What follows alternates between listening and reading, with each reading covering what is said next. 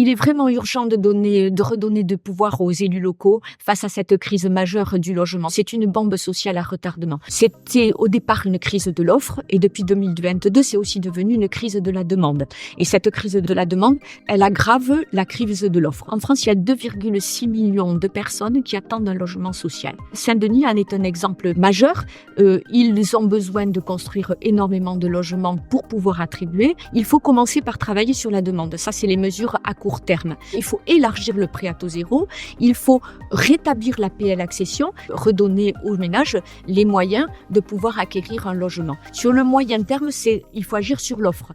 Et là, il faut redonner aux promoteurs, aux bailleurs sociaux, aux collectivités, aux maires, les moyens de construire et d'aller vers plus de construction. Donc pour ça, il faut simplifier les normes.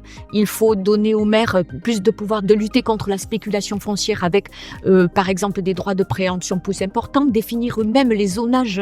Et sur le long terme, il faut une loi de programmation qui commence par analyser, qu'on se mette d'accord sur quels sont les besoins de logement de notre pays actuellement. Donc on fixe un cadre national.